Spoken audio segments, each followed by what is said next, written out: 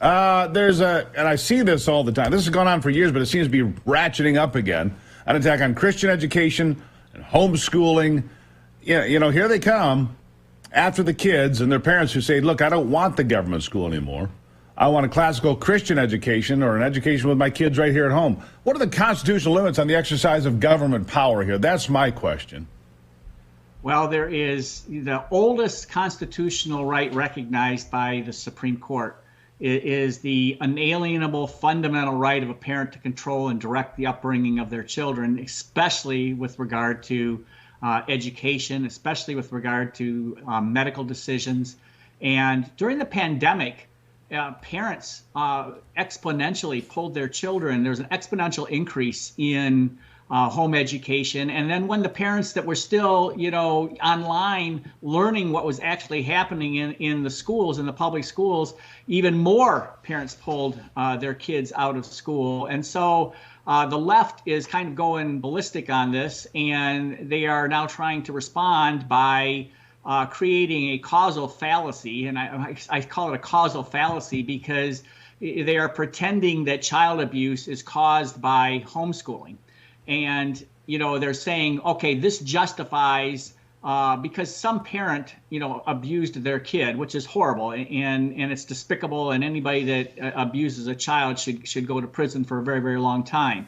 But they are lying in the sense that they are falsely connecting the cause of this abuse to homeschooling. And they're using that. The Washington Post just did a great big exposition article on it, and some other regional newspapers around the country are jumping on the bandwagon.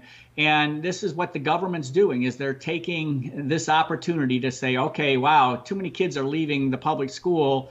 Here's an opportunity for us to make a false accusation, put fear out there, and then say, hey, we're protecting children by regulating a parent's decision with the way they with regard by to how making this insinuation, by pushing this insinuation that somehow homeschoolers abuse their children. We have to fight for the children, right? I mean, that is such a bogus red herring.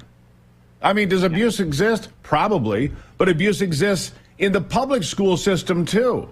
And the suggestion is that somehow we have to step in to save the children. Now, the Washington Post, Detroit Free Press did articles this week and last calling for government regulation of parental decisions regarding education too of the kids. They want to force themselves right into the home and say, look, we don't think you should teach your kid that there is right and wrong and two genders and whatever it is, right? And that climate change is not some existential threat to the planet, but some political ploy to try to get more control. You're not allowed to teach the kids the truth, right? That's what they're trying to shoehorn themselves right in, aren't they? Well, exactly. By incorrectly, albeit intentionally, concluding that a child abuse occurs because of home education, that illogically presupposes a relationship between a despicable event and its supposed cause. And that conveniently here gives political opponents of, parental decision making, the power to, regulate those who they oppose politically. And so there's a whole bunch of false presumptions. There's a whole bunch of inaccuracies.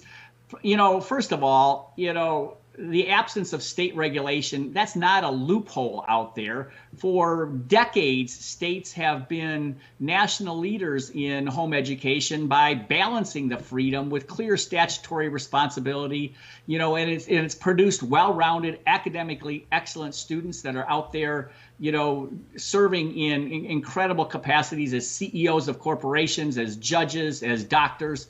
And so importantly, homeschoolers don't experience abuse, at a higher rate in the public schools or the private schools, according to a Barna study. There's a Barna study out there that shows, hey, in fact, it's probably worse in the public schools. Students that are homeschooled are 257% less likely to be sexually abused than those in the public schools. So, should we close our public schools because there's abuse going on in there? No, that's a false causal relationship. And it's just as much a false causal relationship when you try to connect it to parents that know the best what's best for their kids, and they're making decisions. And just because the government doesn't like the decision they're making, the government shouldn't be able to come in and say, no, we want your kids. We want to teach them, woke stuff, and we don't want you teaching them traditional values. We want your children, and parents need. They want to teach the agenda item.